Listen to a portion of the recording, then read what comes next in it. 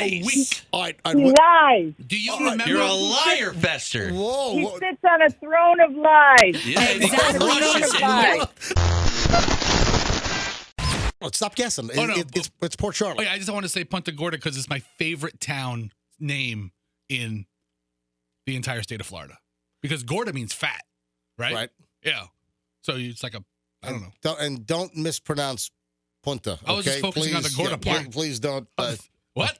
All right, here's the deal. Pepper spray, Port Charlotte. You got me all Punta Gorda up good over here. All right, so listen to this. We've heard about all these smash and grabs all around the country. I mean, these things are getting out of hand. I mean, we can't keep track of them. You know, you mentioned some of the high-end boutiques that were getting smashed and grabbed. The drugstores. Didn't San Francisco have to close down some Walgreens because bands of roving looters were just going into the store and, like, grabbing and just running out of the store?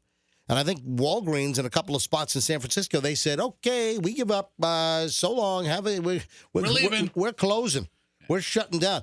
Anyway, we've got a pretty nasty deal down in Port Charlotte. And cops are looking for 3 women who, what's the theme here? All right. So they Yes. Were they pepper sprayed or were they pepper sprayers? They were pepper sprayers. 3 women. Cops are looking for them. They pepper sprayed Sam's Club employees while trying to steal nearly 50 bottles of liquor. This happened Monday night at the Sam's Club Murdoch Circle in Port Charlotte. And the liquor store, you know, the liquor store on some, they're not that huge. You know, I've been to, Sam's Clubs or even Costco's where they have the adjacent liquor area. Yeah. And in a lot of places, it's not sometimes it's outside of the store that there's a whole separate entrance into the little liquor area. I think in Florida, they're all separate and you don't need to be a member of the club. Now I don't know about, they're interesting there because I know that in some states, for instance, you don't have to be a member to use the pharmacy. I don't know if Florida is one of those states. But, like, for instance, in New York State, you do not have to be a member to get the good deals at, like, the Costco or Sam's Club pharmacy. But if you want to buy, like, the 24-pack of croissants. Oh, yeah, you got to be a member. Okay. All right. If you want a 5-gallon bucket of mayonnaise or, Korean pork jerky, which, man, that is so good at Costco. Oh, my God. But you got to get the soft. Sometimes they're soft. Sometimes they're more, jerky-ish? Tougher jerky-ish. Yeah. How about that 24-pack of gigantic muffins? Oh, yeah. Those are always good. Exactly. So cops are on the lookout. The Charlotte County Sheriff's Office say that 3 black women entered the Sam's Club liquor store and filled a cart with 48 bottles of alcohol. When they tried to leave the store without paying, staff tried to stop them, and that's when one of the women whipped out the pepper spray and started spraying them in the face. This was part of the getaway plan. You think it was part of the plan or just a reaction? No. The women, I think that they absolutely had this premeditated, that if they were stopped, they were going to fill the cart up with as much liquor as they could throw into the cart.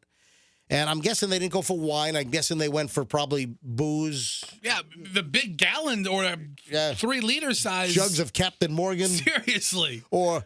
hello, Leon Phelps, the ladies' man, and the bottle of Cavassier. They took Patron, Don Julio. Yes. Do I have the list here as well? Remy Martin. Yeah, I do have the list. However you say it. So there's That's a some list. good stuff. They're saying that it was about $4,150, I guess. Oh, that was another incident. Yeah, maybe it's the same women. So another Sam's Club down in Fort Myers was hit. And 4 ladies there stole $4,150 worth of alcohol there. I wonder if it's the same ones. All right, so they say there was 36 bottles of Hennessy, 48 bottles of Patron. Oh, my God. 6 bottles of Don Julio. All right, now, I'm looking at... How did they get all that out? Now, I'm looking at... my stories from NBC2, which is the NBC channel out of Fort Myers, and I don't have the whole list like you have. Hold on, I think we have 2 conflicting Sam's Club burglary stories. But they're both in Port Charlotte. Well, hang on a minute. There are... 4 women robbed a Fort Myers Sam's Club as well. Then the numbers I saw was the Fort Myers heist. Okay. Ooh. And then the next sentence here, Roxanne, has the the haul from these ladies in Port Okay. Charlotte. The I got brands you. of liquor in all thefts are the same. So this is a ring. You know what? That's Yeah. what it sounds like. It sounds like it's the same damn women. They hit the. So I think that this might be an MJ Morning Show public service announcement. I think we need to warn Sam's Clubs up here in the Tampa area because maybe these women are going to start moving north and start trying to steal liquor from Sam's Clubs up here. And just a warning, they might have pepper spray. A lot of stores have a no confrontation policy. They do. I mean, and that's probably how they got away with it the first time. This came up on the show. I can't remember what I had mentioned, but I dropped in a little mention. It might have even been yesterday's show where I pointed out that some places have like a zero tolerance policy where I know that I've seen stories where I think like Walmart employees or Target employees that they were fired. I mean, here they're trying to protect the company. They'll run out to the parking lot or they'll chase after a shoplifter, and they're not allowed to do that. And if you try to protect the company assets and try to stop a shoplifter, a lot of times the employee is fired for that no interaction or confrontation policy. One time, MJ, I didn't tell you this in my original job application, but Right. I worked in loss prevention in Burdines for like 2 weeks until they found out I couldn't run. And some guy cleared out the entire leather coat rack Are you serious? out of the Tyrone Mall and started making. Wait. And Yeah, me you and the told other us. guy had to go chase after him. So It was awful. You were in loss prevention in Burdines at Tyrone Square Mall? For like a week and a half. Could you imagine you trying to chase somebody? You're Paul Blart. Were you in high school or just out of high I school? think I'm just out of high school. Just out of high school. Wait, and so Burdines had a policy where you could run after and tackle the perp Yes, in the parking lot? they had Oh, man. a information gathering and they had the most yoked up guys working that department and me. That's great. And we had the little zoom in cameras where you could zoom into everything, which was another mistake to put me near. Well, the technology has gotten a whole lot better, though. I'm sure the cameras are much better than what you had back in, 1993? Something like that, yeah. Or 94? late 90s, early 90s, Yeah, exactly. You just walked in here with I got stuff to do. I got spray story part 3 here. I got to get to. I'm getting attacked, man. You don't even understand. Okay. Pick up line 11. And then Rox just got something on text. Are these related or no? I don't know what Rox has going on. Hold on. Oh, you don't know what I have going on. Hold on. Whoa. Coop, did you just screen this phone call? Yes. Coop told me about it. All right, why? All right, is it safe to take the call? I think so. I think things are good now. I All didn't right. misrepresent All anything. right, hold on. Hi, good morning. It's MJ. I don't even know your name. Who is this? Good morning, MJ. My name is Karen. How are you? Hi, Karen. And where are you calling from, Karen? Well, I used to work for Burdines, Oh, where Fester is giving you a bunch of lies. What? He- You? He was on. He says he works for loss prevention, or he used to work for loss prevention. yeah. I was the loss prevention manager when he worked in textiles. He worked in textiles. I was in textiles, and then We made him an honorary loss prevention person. I was there for a solid week. Honorary. I was there for a Yeah. week. Lies. All right. He lies. Do you All right, remember? You're a liar, Fester. Whoa. He whoa. sits on a throne of lies. Yeah, he Exactly. crushes it. Lies. Karen, you're right. This is unbelievable. Wait a minute. This is unbelievable. So, Let's be honest, he would flatten wait, the thorn of lies. so Karen, you remember that Fester worked at your Burdines at Tyrone Square Mall back in the 90s? And I guess... I remember him well. I made him an honorary loss prevention person because of his size. That part is true, because he was bigger than I was.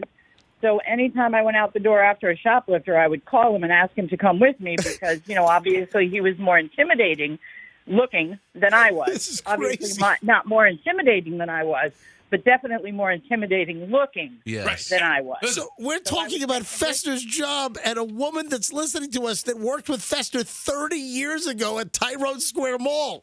This is crazy. And I will tell you, and I'm sure that, and I know his real name, and I will tell you, and I'm sure he remembers this, the day he interviewed with you, I am the person that told him, yes, Dominic, that tie does look good.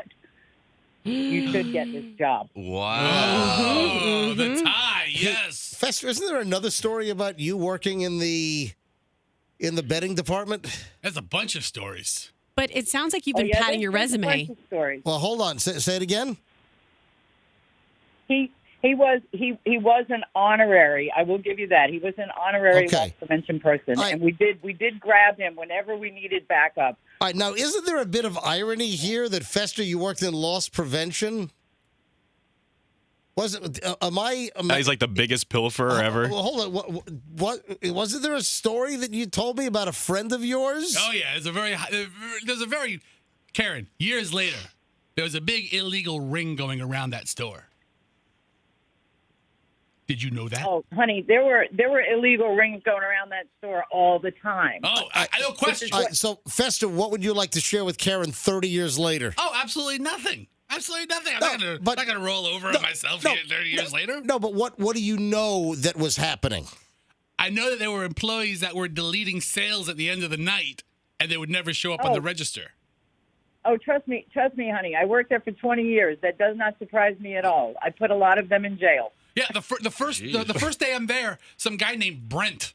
He's like, okay, so this is how you delete a charge. So let's say your mother-in-law comes in and you just delete the credit, and I'm like, you did what? So you ring them out after they leave. You delete the charge. You delete the transaction. Oh and man! He's like, and Brent's like, and it never shows up on the receipt. I'm like, you can't do that. Then you It was said, called the post void. That was called the post void. Post void. The post void. Anyway. Post void. The post void. So, Karen, have you been tracking Fester's radio career all these years post Burdines? I've followed him a little bit. I will tell you, one of the things that I've always appreciated you guys, because years ago, back, it's been 20 years now, back on the old show, I had a dog that was stolen out of my yard. And I called Fester and I told him, and you guys got me on the radio talking about my dog. And because of you guys, that dog was returned to us. Oh, man. I remember that. That's amazing. You know You what? remember that? Just kidding. I have a recollection of that as well. Hey, Karen, I got to run, but what a surprise, great phone call from Fester's past.